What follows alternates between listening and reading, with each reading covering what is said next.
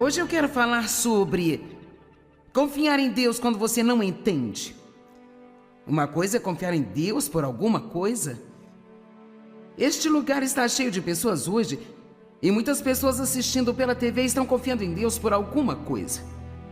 Você está pedindo a Deus que mude algo em sua vida, que Ele dê alguma coisa ou que faça algo desagradável desaparecer. Você está confiando em Deus para mudar alguém em sua vida. Uma coisa é confiar em Deus para lhe dar algo ou para fazer algo. Outra coisa totalmente diferente é confiar em Deus através de algo. Ou continuar confiando em Deus quando Ele não está lhe dando o que você deseja. Quando tudo ao seu redor está balançando e você simplesmente não entende o que está acontecendo. Eu imagino que temos pessoas aqui nesta manhã, muitos de vocês se sentem como se literalmente tudo na sua vida estivesse balançando. Tem alguém? Tudo bem. Agora veja, para alguns de vocês é apenas uma coisa ali, outra aqui, mas para outros você apenas fica: o que está acontecendo? E você simplesmente não entende. Mas eu posso dizer a você, com meus muitos anos de experiência, e a única maneira de você realmente aprender a confiar em Deus é através da experiência, a propósito. Todos começamos querendo confiar em Deus, e a única maneira de aprender a confiar em Deus é tendo uma razão para ter que confiar em Deus. Então, enquanto nós confiamos nele, nós vimos sua fidelidade. Então, pouco a pouco, enquanto nós viajamos com Deus, e nossa caminhada com Ele é uma viagem, enquanto nós viajamos com Deus, nós ganhamos experiência. Agora, a maneira como você confia em Deus, se você nasceu de novo há 5 anos, não é nada comparado com a maneira como você confia em Deus depois de 5 anos, ou depois de 10 anos, ou depois de 20 anos caminhando com Ele. E nunca confiamos 100% completamente, até que Jesus volte para nos pegar, sabe? Mas felizmente nós podemos continuar a crescer. Confiar em Deus é uma decisão. Eu quero incentivar aqueles de vocês que sentem que tudo em sua vida está balançando, que a sua única resposta é confiar em Deus e continuar confiando em Deus e continuar confiando em Deus. E sim, é difícil quando você não entende aquilo que está acontecendo, e é especialmente difícil quando o que está acontecendo na sua vida simplesmente não parece justo. Em Hebreus capítulo 12, verso 26, que é onde vamos começar,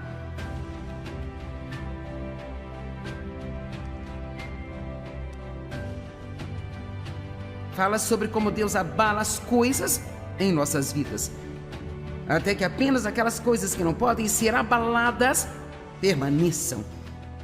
Isto significa que o nosso Deus vai trabalhar conosco até que nós deixemos de lado todas aquelas coisas instáveis em nossas vidas e ficaremos firmes na rocha da nossa salvação, que não pode ser abalada. Deixe-me te dar um exemplo. Eu gosto de exemplos. Jesus ensinou em parábolas e eu acho que nós precisamos de exemplos práticos. Muitos anos atrás, quando meu ministério estava nos seus estágios iniciais, eu tinha um grupo eu pensava de amigos. Você já teve alguém que pensou ser seu amigo e depois descobriu que não era? Você sabe, pessoas assim são perigosas para você. Quando você coloca a sua confiança em pessoas que realmente não são quem você acha que são, é uma porta aberta constante para o diabo trabalhar através delas até chegar em você. Então, muitas vezes, Deus, em sua misericórdia, Ele vai remover essas pessoas de nossas vidas e, inicialmente, talvez a gente não entenda. É muito difícil quando alguém que você ainda não está pronto para desistir é removido da sua vida. Amém? E eu tinha esse grupo de mulheres, elas me ajudavam no ministério, havia cerca de 12 delas, e eu pensava que elas fossem minhas melhores amigas, que elas nunca me magoariam, eu poderia sempre contar com elas. E esse foi o primeiro erro. Não há ninguém nesta terra que esteja respirando que nunca magoará você. Não importa o quanto eles amem você, como seres humanos, nós não temos a capacidade de nunca magoar alguém ou decepcionar alguém com quem nos relacionamos. Então você terá que se preparar para muita dor se estiver olhando para alguém e pensando: você nunca vai magoar-me. Eu poderei sempre contar com você. Não confie em ninguém a não ser em Jesus Cristo. Ele é o único e somente Ele merece essa total, completa e radical confiança. Nunca olhe para alguém e pense: não sei o que eu faria sem você, não sei o que faria sem você. Você só pode dizer isso a respeito de Jesus: Jesus, eu não sei o que eu faria sem você.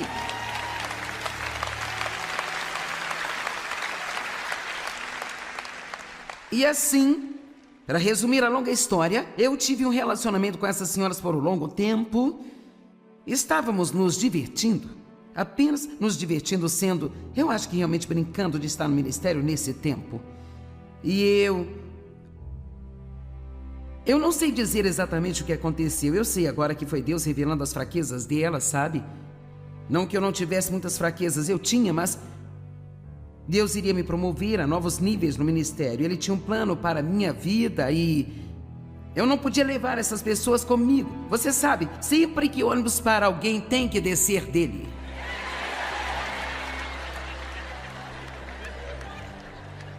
Amém? E assim, então o ônibus parou e Deus estava pronto para me levar ao meu próximo destino, mas havia algumas pessoas que precisavam descer do ônibus. E eu não sabia disso. Então, resumindo essa longa história, descobri que estavam falando de mim pelas costas, descobri que uma delas queria o meu ministério, eu descobri que elas estavam contando mentiras sobre mim, e acredite em mim quando eu lhe digo que eu fiquei tão devastada e de coração partido. Eu não podia acreditar porque elas eram cristãs. Agora, eu vinha de relacionamentos mundanos onde as pessoas faziam esse tipo de coisa, sabe? Mas, cara, essas eram cristãs. Então não olhe para os seus amigos cristãos e pense: você nunca vai magoar a mim. E não é que as pessoas sejam más, elas são apenas pessoas. São apenas pessoas carnais. E então, esse é o momento de que eu posso me lembrar de quando, cara, meu mundo foi abalado. Quero dizer, abalado. Eu não conseguia entender o que estava acontecendo. A dor na minha alma, ela era tão profunda. Mas parte do que você tem que perceber é que aquilo que você não entende agora, as coisas pelas quais você está passando agora que você não entende, parece que nada faz sentido para você agora, mais tarde, eu garanto a você, mais tarde, você olhará para trás e dirá: agora eu entendo. Agora eu entendo. Amém? E por favor, acredite quando digo que muitas das coisas que você pensa que são terríveis, na verdade, elas são boas. Eu sabia que não receberia muitos aplausos. E as coisas que não são boas, Deus pode transformá-las em bem. Mas agora escute, somos parceiros de Deus e Ele não somente transforma tudo em bem. Nós confiamos nele e Ele transforma tudo em bem. Nós confiamos em Deus e Ele faz com que tudo coopere para o nosso bem. Então, para aqueles de vocês que estão aqui neste edifício ou estão assistindo em casa, e você sente que tudo em seu mundo está balançando, olha, eu entendo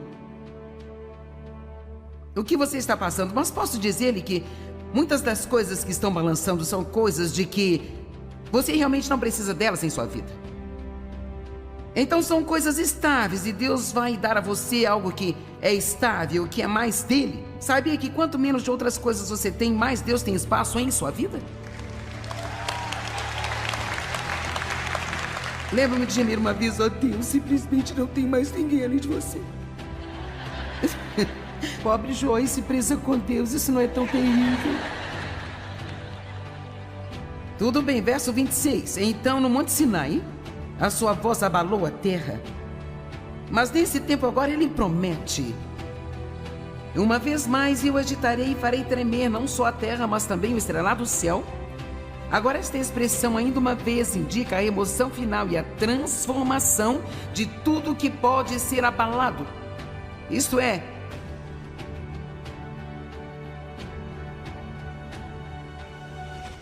o que foi criado, de modo que aquilo que não pode ser abalado permaneça e continue. Pergunto-me, quantas pessoas teriam coragem de orar sinceramente? Deus, eu convido você a fazer tremer tudo na minha vida que possa ser abalado. Eu não vi muitas mãos para cima, mas... para que apenas as coisas que não possam ser abaladas permaneçam. Quantos de vocês querem uma vida melhor? Quer saber? Você tem que passar por coisas para chegar até lá. Portanto, nós que já estamos recebendo um reino firme e estável e que não pode ser abalado, ofereçamos a Deus culto agradável, aceitável, com modéstia e piedoso cuidado, com reverência e santo temor, pois o nosso Deus é, de fato, um fogo consumidor. Eu estou me preparando, já comecei a juntar notas e eu vou ensinar uma mensagem sobre o fogo de Deus daqui a alguns dias, sabe? Muito em breve. Você sabe, a Bíblia fala muito sobre o fogo. O fogo é um agente de purificação. E eu acredito naquele batismo de fogo, do qual a Bíblia fala a respeito. João disse, eu batizo com água, mas virá um logo após mim, que batizará você com o Espírito Santo e com fogo. Nós não ouvimos o bastante sobre o batismo de fogo. Mas eu tive isso na minha vida, e muitos de vocês tiveram também. E não foi agradável, mas eu vou te dizer o que significa. Deus vem e entra... então ele queima tudo na sua vida que é inútil. E aquilo que vale a pena, ele incendeia com a sua glória.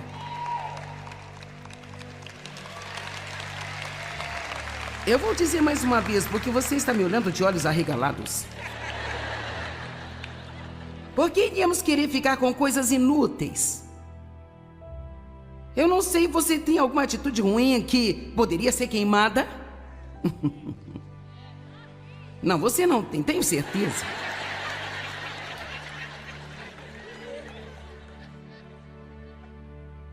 Quando o fogo de Deus vem em nossa vida,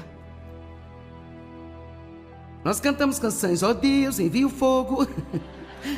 Quando o fogo de Deus entra em nossa vida, é doloroso antes de ser agradável. Amém? Nós temos tanto medo da dor, mas às vezes a dor torna as coisas melhores. Ela faz isso. Às vezes você pode ter uma dor eterna que não te leva a lugar nenhum, mas se você tem o tipo certo de dor ou se abraçar o tipo certo de dor por um curto período de tempo, isso vai levar você a um lugar muito melhor. Eu posso usar o exemplo das substituições do joelho, quero dizer, cara, espero não ter que substituir o joelho. Foi cirurgia para substituir o quadril. Eu aguentei dor nas costas por mais de 20 anos. Dor. Quantos tiveram dor o bastante na sua vida? Não estou falando só de dor física, estou falando da dor emocional ou qualquer outro tipo de dor. Alguém está cansado de ficar preocupado o tempo inteiro? Cansado de ficar zangado com as pessoas porque você escolhe amigos ruins que você não larga, então você não entende? Por que não orar a Deus? Retire da minha vida cada pessoa que não é boa para mim. E mesmo que eu fique solitária por um longo período de tempo, coloque pessoas na minha vida que são corretas, pessoas piedosas, com as quais eu posso contar e confiar. E eu vou te dizer, se eu puder fazer você orar de maneira específica, nós poderemos fazer alguns negócios de Deus aqui hoje. Não somente a Deus, abençoe-me. Abençoe-me, Senhor. Não, que tal envie o seu fogo? Faça tremer tudo na minha vida que possa ser abalado. E pode não ser agradável por um tempo, mas querida, mais tarde. Esse mais tarde é um tempo tão ungido em nossas vidas, sabe? Veja, agora estou vivendo mais tarde. Mas não foi fácil chegar aqui, mas valeu a pena. Finalmente eu fiquei tão farta de dar voltas em torno da mesma montanha estúpida de novo. Oh Deus, eu não entendo o que adianta comigo. Oh Deus, eu não entendo. Eu espero, se tem alguém aqui nesse lugar, espero que a minha mensagem possa fazer bem para você. Será que podemos pelo menos orar? Deus, faça o que você quiser fazer na minha vida. Eu tenho uma pequena oração que faço. Deus, se você tiver que me amarrar ao altar, Eu oro. Se você precisar, amarre-me ao altar e não me deixe fugir, mas faça o que você quiser fazer na minha vida.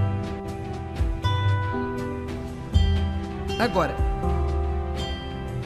o nosso Deus é realmente um fogo consumidor. E você sabe, muitas vezes as pessoas têm tudo em sua vida realmente abalado no natural. No Nepal, há pouco tempo aconteceu um súbito e terrível terremoto. Quantos ouviram sobre isso? Ok. Nós ouvimos sobre coisas assim, infelizmente nos esquecemos delas tão rápido quanto ouvimos. E sentimos muito pelas pessoas e suas vidas são devastadas. Mas são momentos em que o corpo de Cristo precisa se levantar e pelo menos orar a Deus. Há algo que eu possa fazer? Então, eu não consigo. Imagine se fosse você. Se você estivesse tomando uma xícara de chá e de repente, alguns minutos depois, sua casa está em ruínas ao seu redor. Você não consegue encontrar seus filhos. Talvez os seus pais tenham sido mortos ou muitas outras coisas terríveis e terríveis. E sabe, quando as pessoas estão em situações como essa, elas tendem a pensar que a vida acabou. Mas eu quero te contar uma coisa. Não importa em qual condição a sua vida esteja agora, não importa em quantos pedaços esteja, com a ajuda de Deus, você pode reconstruí-la. Você pode reconstruí-la. E as pessoas no Nepal podem reconstruir. Isso estará na televisão lá, e eu estou propositadamente tentando usar um pouco disso para convencê-los de que vocês podem reconstruir. Suas vidas podem ser reconstruídas. E não importa o quão longe você acha que está de Deus, Ele sabe onde você está agora. E Deus vai a qualquer distância para chegar até você e para ajudar você. Deus vai encontrar alguém através de quem Ele possa amar você, e Ele te amará incondicionalmente e suprirá as suas necessidades se você confiar nele. Isaías 40, verso 29 até o verso 31. São escrituras maravilhosas que devemos olhar para elas agora. E você as conhece. Ele fortalecerá os fracos e os cansados. E Ele dá grande vigor ao que está sem forças, fazendo com que ele se multiplique e seja abundante. Até as pessoas jovens se cansam e ficam exaustas, e os moços tropeçam fracamente e de exaustos caem, mas aqueles que esperam no Senhor... Veja, eu sabia que você ia gostar disso, mas aqueles que esperam no Senhor, que esperam, que anseiam e aguardam nele, mudam e renovam as suas forças. Através da força de Deus, você pode se levantar e reconstruir. Você pode correr e não se cansar, pode caminhar e não ficar exausto. Quando perguntei quantos de vocês sentiam que tudo na sua vida balançava, eu localizei algumas pessoas, não todas, mas eu poderia dizer de olhar para você que há lutas realmente muito grandes na sua vida agora. Quer saber? Eu parabenizo você por estar na casa de Deus, para obter a ajuda que precisa. E os que esperam no Senhor renovam as suas forças. Eles voam bem alto como águias. Eles correm e não ficam exaustos, andam e não se cansam. Não ficam cansados. Você pode reconstruir. Todos digam, eu posso reconstruir. Se o Senhor não edificar a casa, em vão trabalham aqueles que a edificam. Talvez a sua casa tenha caído porque você estava tentando construí-la. Que tal isso? Vamos deixar Deus construir a casa. Vamos deixá-lo ser aquele que a constrói. Bem, o que você faz quando as coisas estão acontecendo em sua vida e você não entende? Salmo 37:3. Confie no Senhor e faça o bem. Confie, baseie-se e apoie-se nele. Tenha confiança no Senhor e faça o bem. Muito simples. É um plano de 2 passos para o sucesso. Quando tudo na sua vida estiver caindo aos pedaços, confie em Deus e faça o bem agora. Eu fiz isso em detalhes esta manhã, mas deixe-me dizer rapidamente que o que quer que nos aflige, a palavra de Deus é remédio para a nossa alma. E, sabe, por exemplo, se eu peco e fico feliz com culpa porque eu pequei, eu posso tomar uma boa dose de Deus, perdoe-me. Eu posso tomar uma boa dose da misericórdia de Deus e ser curado em minha alma. Se eu estou com raiva de outra pessoa porque ela magoou-me, eu posso tomar uma boa dose de eu perdoo você e ser completamente curada. Se eu estiver com ciúmes de alguém, porque esta pessoa está tendo o que eu quero, eu posso tomar uma boa dose de contentamento. E minha alma pode ser curada. Mas há uma coisa que é a resposta para todos os problemas que nos afligem, é o medicamento. Confiar em Deus e fazer o bem. E se você tiver um grande frasco desses 2 medicamentos em casa, não importa o que aconteça, você tem o que precisa para sempre estar bem. Agora veja, esta é uma receita para a confiança. Ela vem do Dr. Jesus. Destina-se ao paciente todo aquele. Tome o quanto for necessário, pelo tempo que precisar. As recargas são infinitas. Mas você tem que ter cuidado, isso tem efeitos colaterais. Quer dizer, quando você começa a tomar confiança, uau! Tem um efeito colateral de paz, alegria, estabilidade, confiança.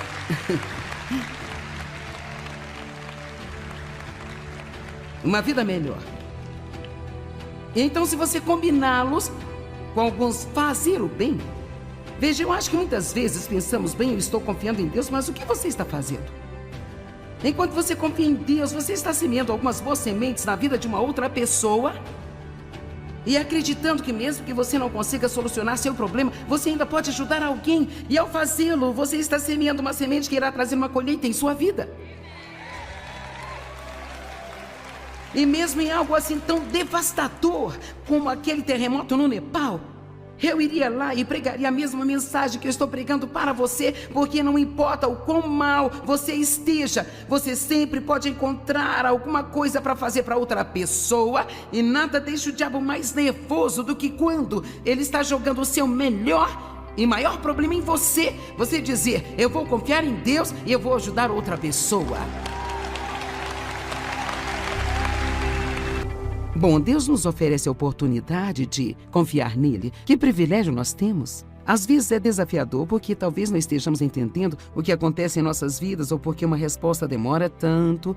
Mas uma das coisas que é definitiva é que confiar em Deus vai trazer paz para as nossas vidas.